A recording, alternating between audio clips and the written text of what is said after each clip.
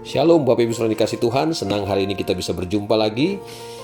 Saya percaya semua kita terus ada dalam anugerah Tuhan karena firman Tuhan berjanji bahwa rahmat-Nya selalu baru buat setiap kita. Nah, pagi hari ini saya mau mengajak kita untuk kembali merenungkan firman Tuhan yang hari ini saya ambil dari kitab Yosua pasal yang kelima, ayat pertama sampai dengan ayat yang kelima. Demikian firman Tuhan saya bacakan buat setiap kita. Ketika semua raja orang Amori di sebelah barat sungai Yordan dan semua raja orang Kanaan di tepi laut mendengar bahwa Tuhan telah mengeringkan air sungai Yordan di depan orang Israel, sampai mereka dapat menyeberang, maka tawarlah hati mereka dan hilanglah semangat mereka menghadapi orang Israel itu. Pada waktu itu berfirmanlah Tuhan kepada Yosua, buatlah pisau dari batu dan sunatlah lagi orang Israel itu untuk kedua kalinya. Lalu Yosua membuat pisau dari batu dan disunatnya lah orang Israel itu di bukit kulit katan. Inilah sebabnya Yosua menyunat mereka. Semua orang yang keluar dari Mesir, yakni yang laki-laki, semua prajurit, telah mati di padang gurun di tengah jalan setelah mereka keluar dari Mesir. Sebab semua orang yang keluar dari Mesir itu telah bersunat, tetapi semua orang yang lahir di padang gurun dalam perjalanan sejak keluar dari Mesir belum disunat. Bapak Ibu Saudara dikasih Tuhan, kita mengerti bahwa ketika Musa sudah tidak ada, maka tongkat kepemimpinan diserahkan kepada Yosua. Yosua punya tugas, punya tanggung jawab untuk bawa bangsa Israel masuk ke tanah perjanjian. Hari itu, firman Tuhan menyatakan bahwa Tuhan menyatakan perbuatan yang ajaib luar biasa kepada Yosua dan Israel. Mereka bisa masuk tanah perjanjian dengan sebuah perbuatan Tuhan yang ajaib luar biasa. Bagaimana Tuhan mengeringkan sungai Yordan sehingga orang Israel bisa menyeberangi sungai Yordan dan mereka masuk ke tanah perjanjian melewati tanah yang kering. Dan kabar ini, kata firman Tuhan, didengar oleh raja orang Amori, oleh orang-orang yang ada di tanah Kanaan. Dan firman Tuhan katakan bahwa mereka menjadi tawar hati. Mereka menjadi kehilangan semangat untuk berperang menghadapi orang Israel. Ada ketakutan yang luar biasa menghinggapi orang-orang tanah Kanaan pada waktu itu. Secara manusia, ini kesempatan terbaik buat Israel dan Yosua untuk mengalahkan musuh-musuhnya. Sebab apa? Sebab musuh sudah menjadi tawar hati. Mereka kehilangan semangat mereka. Mereka begitu ketakutan menghadapi orang Israel karena mereka tahu Israel disertai oleh Tuhan. Secara manusia, ini saat terbaik. Tetapi tahukah saudara, Tuhan tidak membawa Israel untuk langsung menghadapi peperangan, mengalahkan orang-orang Kanaan pada waktu itu. Ini yang Tuhan mau Yosua lakukan terhadap orang Israel, yaitu Tuhan perintahkan kepada Yosua bahwa mereka harus disunatkan.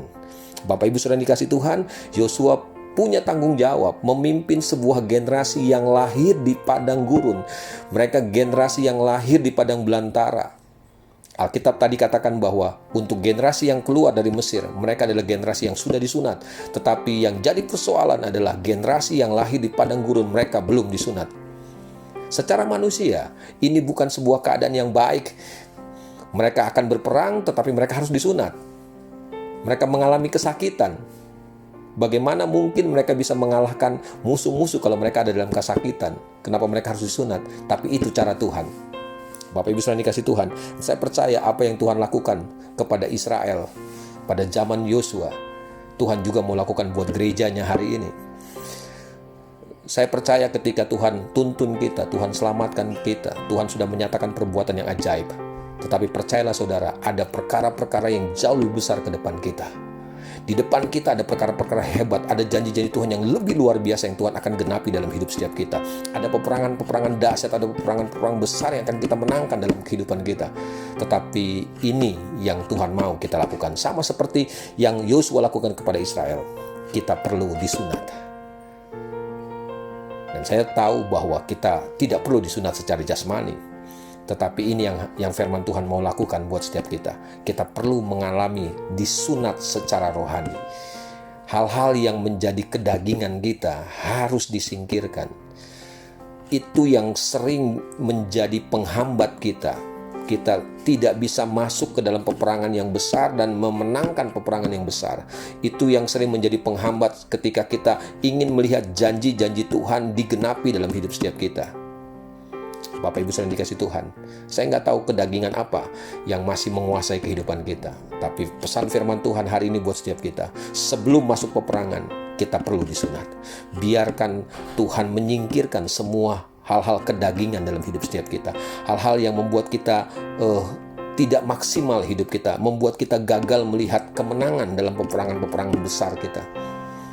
Tahukah saudara bahwa rancangan Tuhan buat setiap kita, kita lebih daripada pemenang.